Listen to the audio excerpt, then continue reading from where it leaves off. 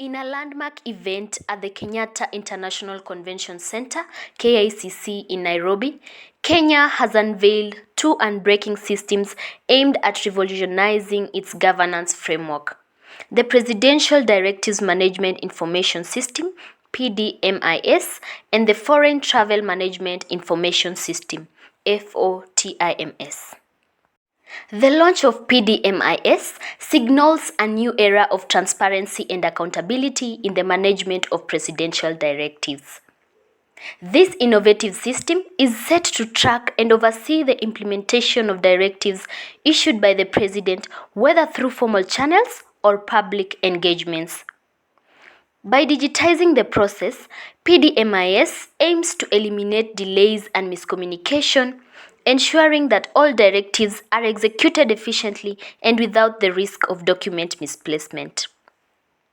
This significant shift to real-time digital monitoring is expected to streamline government operations and reinforce accountability across ministries and state departments. Equally transformative is the introduction of FOTIMS, designed to overhaul the clearance process for foreign travel undertaken by senior government officials. This system promises to cut through the red tape and inefficiencies that have long plagued the process. By digitizing travel clearances, FOTIMS not only reduces bureaucratic delays but also enhances cost-effectiveness, minimizing expenses related to paper records and outdated procedures. The impact of these systems extends beyond operational improvements.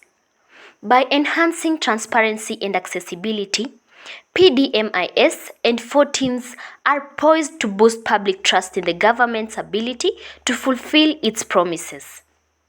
These advancements represent a significant stride toward combating corruption and inefficiencies, signaling Kenya's commitment to a more modern and accountable governance structure. Ya Rais Daktari Lea Kasera ili aje azungumze na kufafanua zaidi kwa kina haswa mfumo huu zinafanya kazi vipi. Karibu Daktari Lea.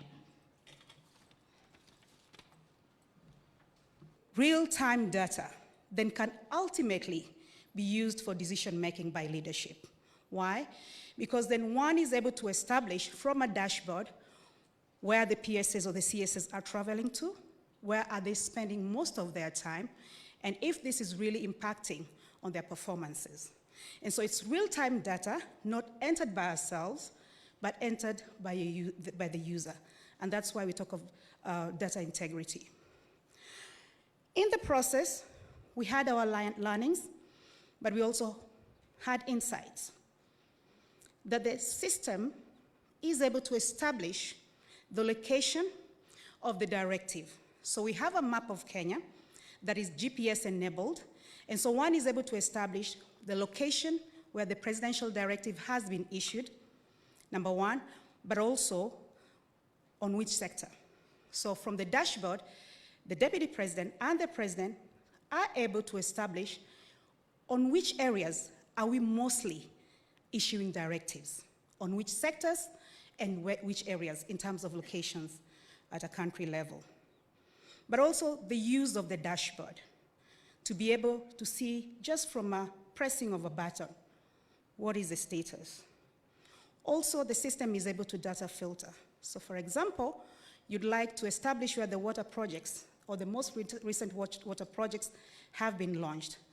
Then what you need to type in is water projects, and you'll have a list of all the water projects that have been launched in the recent past.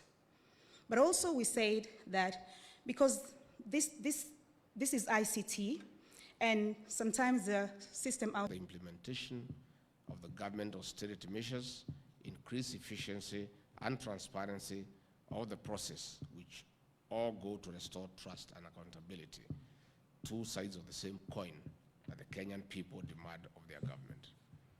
I am aware that plans are at an advanced stage to cascade the foreign travel information system, FOTIMS, to each MDA for use in undertaking internal approvals.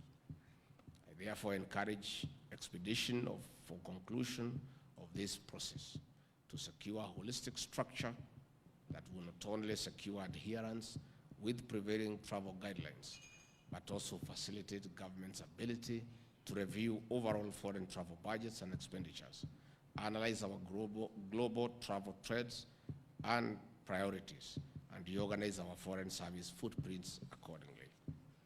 Ladies and gentlemen, it is said, change is inevitable, growth is optional. These words by John Maxwell underscore the radical shift which technology has brought to the world.